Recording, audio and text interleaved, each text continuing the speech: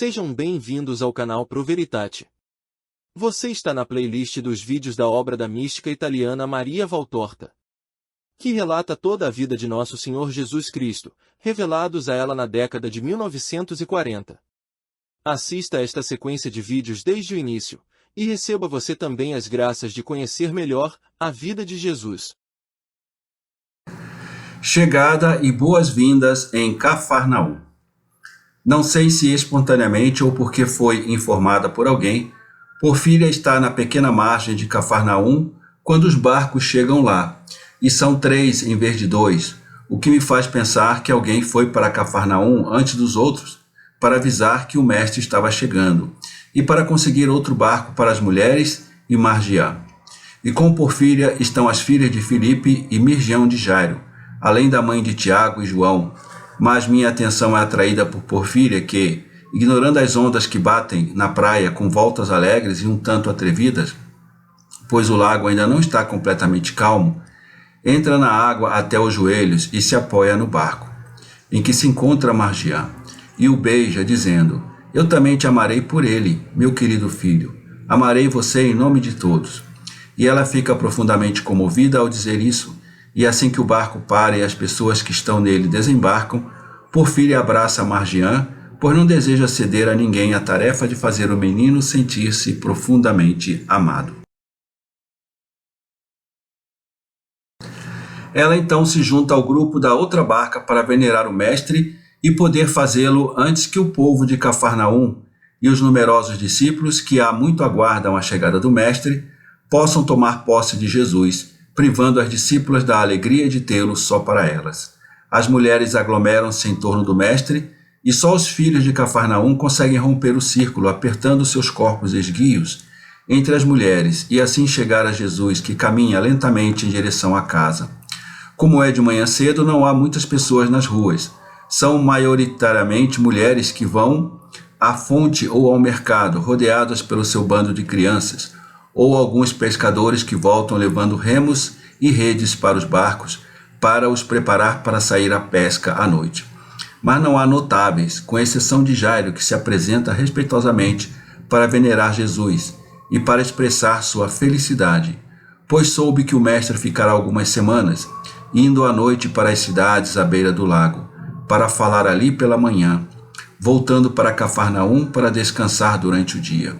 E é Jairo, pelo respeito que inspira aos seus concidadãos, o primeiro a conseguir colocar-se ao lado de Jesus, e ele tem sucesso porque afasta a filha com autoridade paterna. Depois dele, podem juntar-se a Jesus os discípulos mais influentes, isto é, aqueles a quem, por movimento instintivo da justiça, os outros cedem os primeiros lugares depois dos apóstolos, ou seja, o velho sacerdote João, o ex-leproso, Estevão, Hermas, Timoneu, João, filho de Noemi, Nicolau e os discípulos pastores, todos presentes, com exceção dos 2 que se dirigiram ao Líbano.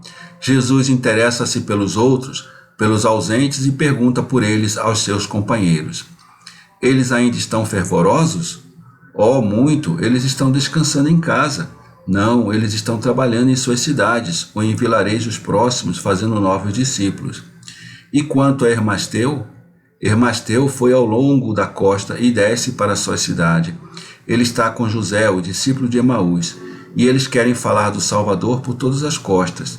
E a eles se juntaram a seus 2 amigos Samuel e Abel, que querem mostrar o que o Senhor pode fazer, como um deles era um aleijado e o outro leproso. Perguntas e respostas, e o caminho não é suficiente para esgotá-las. Nem a casa de Tomé, em Cafarnaum, pode receber tantas pessoas, que agora se aglomeram ao redor do Mestre, que voltou depois de tão longa ausência. E Jesus decide ir para o campo para ficar com todos eles, sem preferências. Sermão sobre misericórdia na sinagoga de Cafarnaum. Afronta de Eli, o fariseu, ameaçado por um centurião. É o sábado, acho que sim, porque vejo pessoas reunidas na sinagoga, mas eles podem ter se reunido ali para evitar o sol ou para ficarem mais tranquilos na casa de Jairo. E o povo pressiona, presta atenção, apesar do calor, que nem as portas e janelas deixadas abertas para receber corrente de ar conseguem aliviar. Aqueles que não puderam entrar na sinagoga para não serem assados ao sol lá fora, abrigaram-se no jardim, sombreado atrás da sinagoga. O jardim de Jairo rico em espessas pérgolas e frondosas árvores frutíferas. E Jesus fala perto da porta que dá para o jardim, para que seja ouvido tanto por estes ouvintes como por aqueles que estão dentro da sinagoga. Jairo está ao lado dele, ouvindo atentamente. Os apóstolos estão agrupados perto da porta que dá para o jardim. As discípulas, com Maria no meio, estão sentadas sob uma pérgola que quase toca a casa. Mirgiã de Jairo e as 2 filhas de Filipe estão sentadas aos pés de Maria. Pelas palavras que ouço, deduzo que houve um incidente entre os fariseus habituais e Jesus, e que as pessoas estão chateadas por causa disso. Com efeito, Jesus exorta-os à paz e ao perdão, dizendo que a palavra de Deus não pode dar fruto em corações perturbados. Não podemos suportar que você seja insultado, grita alguém na multidão. Deixem isso com meu Pai e o vosso, e imite-me. Sejam pacientes e perdoem. Os inimigos não são convencidos, retribuindo insulto por insulto. Também não se convence pela mansidão contínua. Tu deixas que te pisem, grita o Iscariote. Meu apóstolo não provoca escândalo, dando exemplo de ira e crítica. Seu apóstolo, no entanto, está certo, as suas palavras são justas. O coração que os pronuncia não é justo, nem o coração que os ouve. Quem quiser ser meu discípulo deve imitar-me. Eu tolero e perdoo. Sou manso, humilde e pacífico. Os filhos da ira não podem ficar comigo, porque são os filhos do século e das suas paixões. Você não se lembra do 4º livro dos Reis? Numa passagem diz que Isaías falou contra Senaqueribe, que pensava que poderia tentar tudo, e profetizou que nada o salvaria do castigo de Deus. Ele o compara a um animal em cujas narinas é colocado um anel e um freio em seus lábios para subjugar sua fúria perversa. Você sabe como Senaqueribe morreu? Nas mãos de seus próprios filhos. Na verdade, pessoas cruéis perecem pela sua própria crueldade. Eles perecem tanto em seus corpos quanto em suas almas. Eu não amo pessoas cruéis, eu não amo pessoas orgulhosas, não gosto de pessoas coléricas, gananciosas e lascivas. Não vos confirmei com palavras nem vos dei exemplo de tais coisas. Pelo contrário, sempre vos ensinei as virtudes que são o oposto de tais paixões malignas. Quão bela é a oração do nosso rei Davi, quando, ressantificado pelo arrependimento sincero dos pecados passados e por anos de comportamento sábio, ele louvou ao Senhor, manso e resignado, ao decreto pelo qual não lhe foi permitido ser o construtor do novo templo. Digamo-lo juntos, louvando o Senhor Altíssimo. E Jesus entoa a oração de Davi, enquanto os que estão sentados se levantam e os que estão encostados à parede assumem uma atitude de respeito, afastando-se do seu apoio. Depois, no seu tom habitual, Jesus retoma. Deveis lembrar-vos sempre que tudo está nas mãos de Deus, cada empreendimento, cada vitória. Magnificência, poder, glória e vitória pertencem ao Senhor. E Ele concede isto ou aquilo ao homem, se ele considerar que é o momento certo para concedê-lo para um determinado bom propósito. Mas o homem não pode exigir nada. Deus não permitiu que Davi construísse o templo, embora tivesse sido perdoado, pois ainda precisava da vitória sobre si mesmo, depois dos erros do passado. Você derramou muito sangue e travou muitas batalhas. Não cabe a você construir uma casa para o meu nome, já que você derramou muito sangue na minha presença. Mas te nascerá um filho, e ele será um homem de paz. Por isso será chamado de Pacífico. Ele construirá uma casa ao meu nome. Foi isso que o Altíssimo disse ao seu servo Davi. Eu digo mesmo para vocês: vocês estão dispostos, por causa de sua ira, a não merecer construir em seus corações a casa para o Senhor seu Deus? Rejeite, portanto, todo sentimento que não seja amor.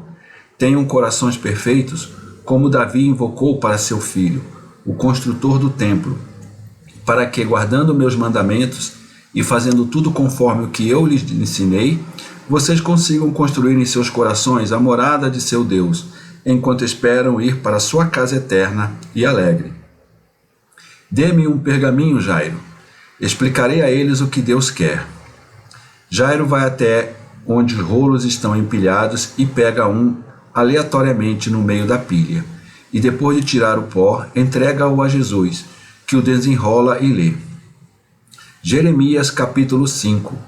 Ande de um lado para o outro pelas ruas de Jerusalém. Olhe, observe, vasculhe suas praças. Se puder, encontre um homem que faça o que é certo e tente ser fiel, e serei misericordioso com ela.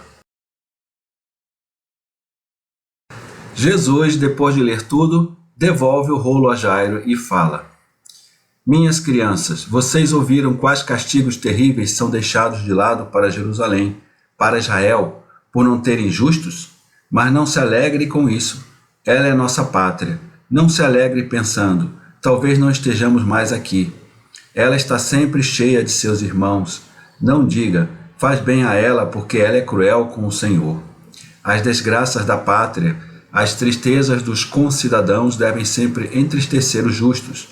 Não meça como as outras pessoas, mas como Deus mede, isto é, misericordiosamente.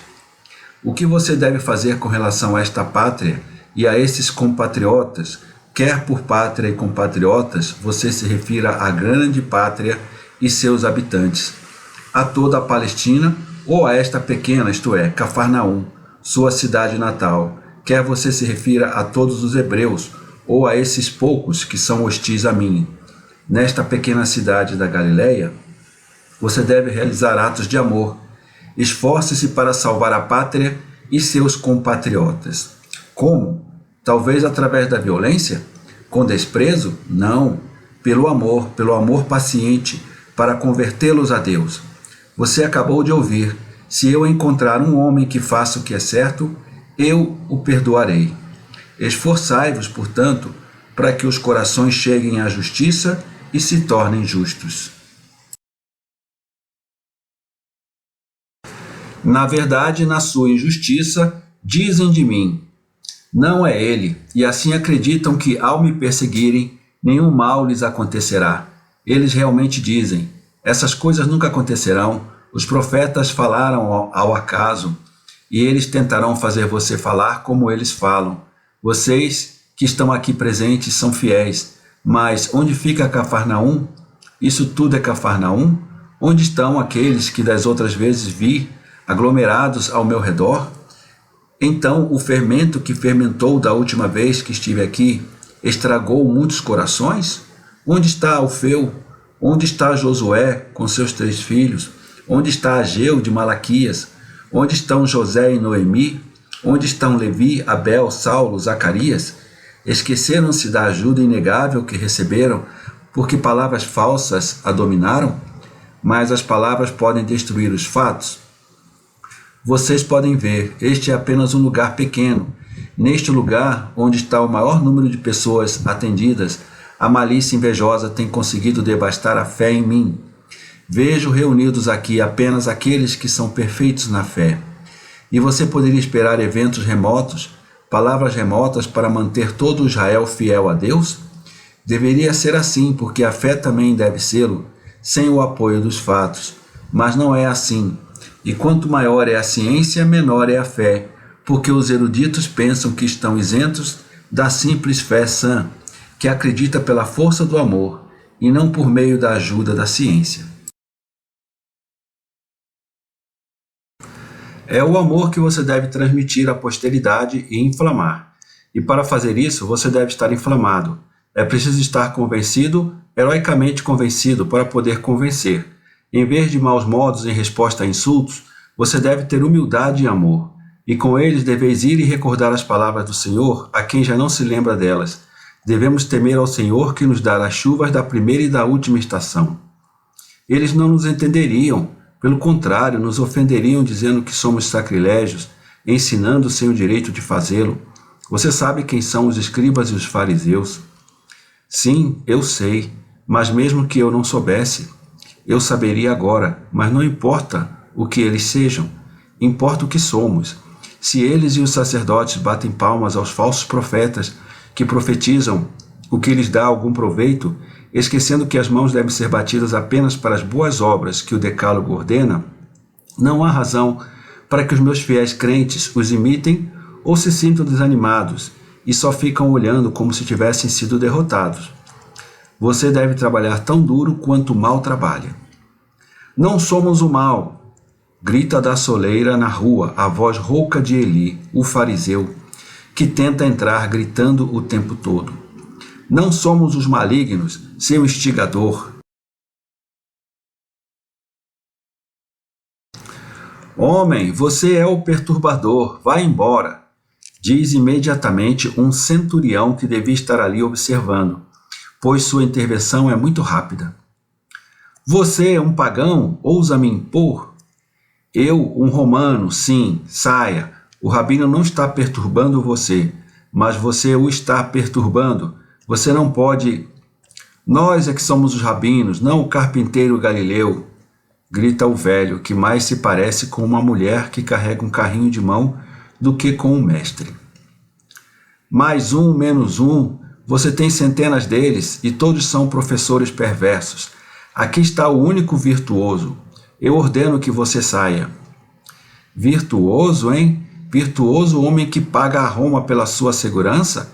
Sacrilégio, imundo. O centurião solta um grito e os passos pesados dos soldados misturam-se aos insultos estridentes de Eli. Pegue esse homem e jogue-o lá fora, ordena o centurião.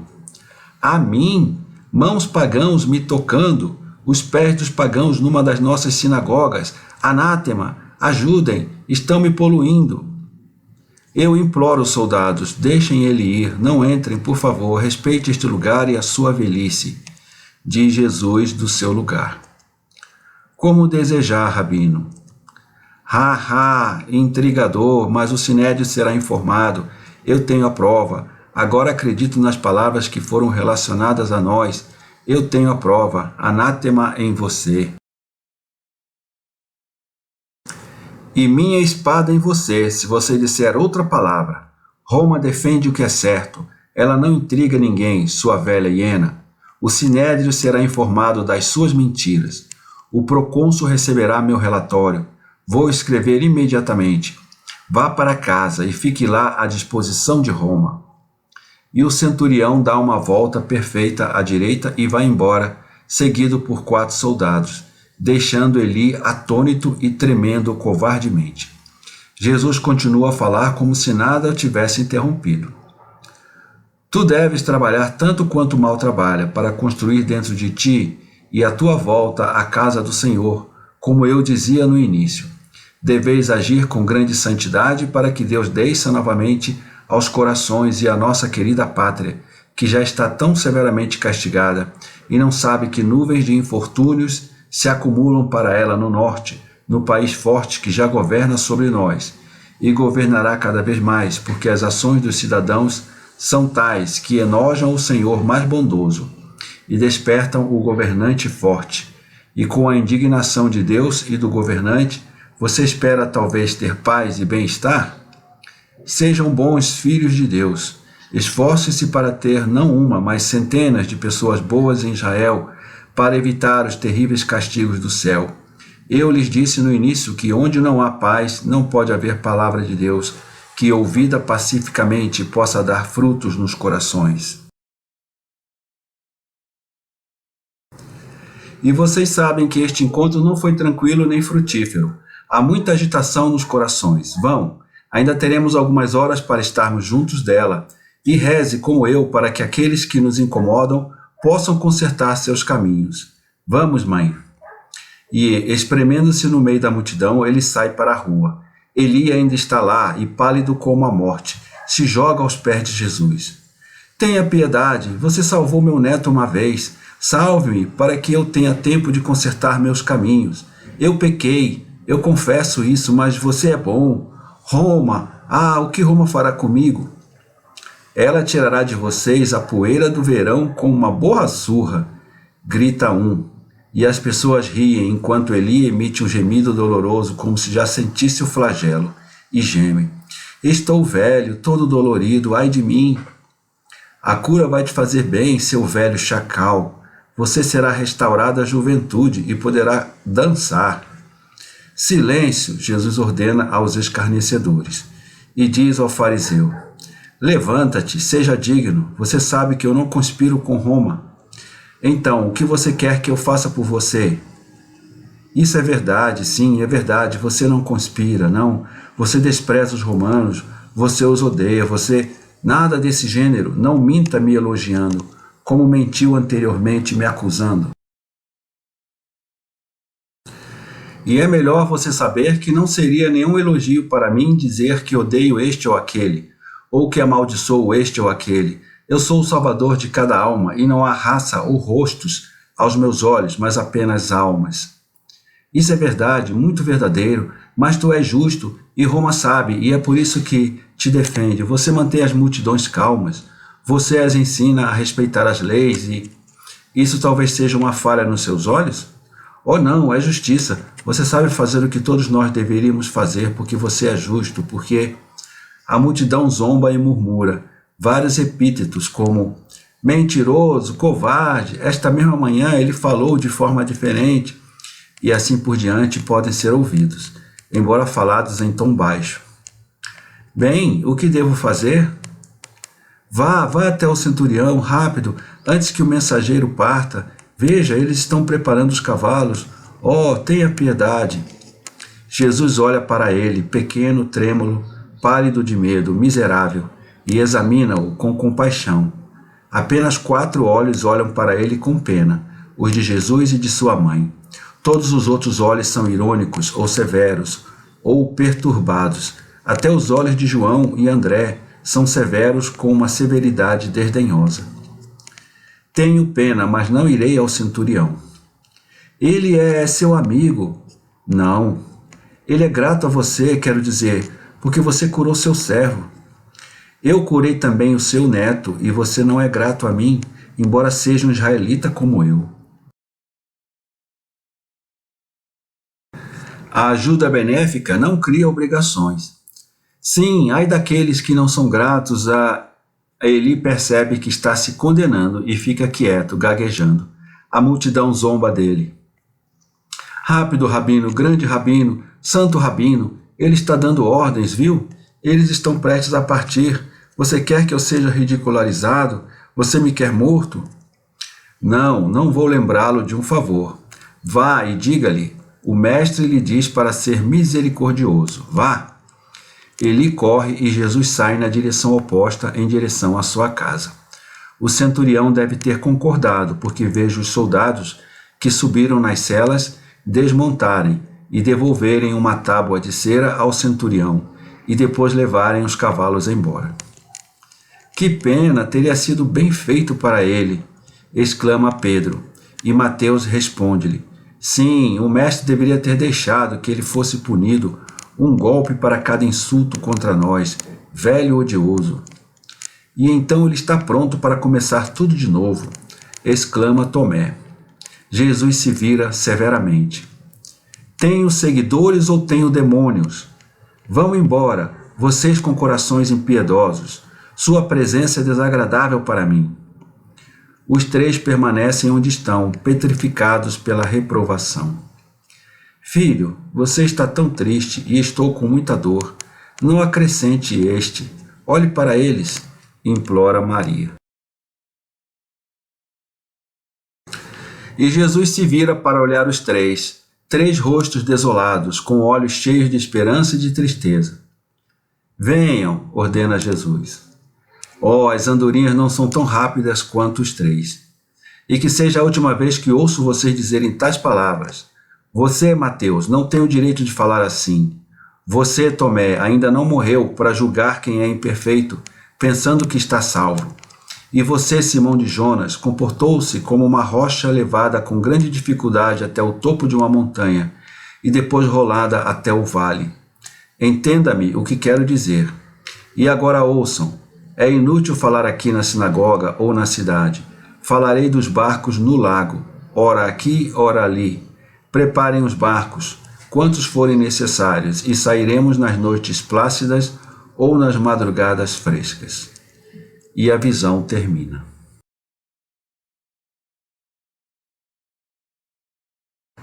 Inscreva-se no canal, ative as notificações, dê o seu like, comente e compartilhe.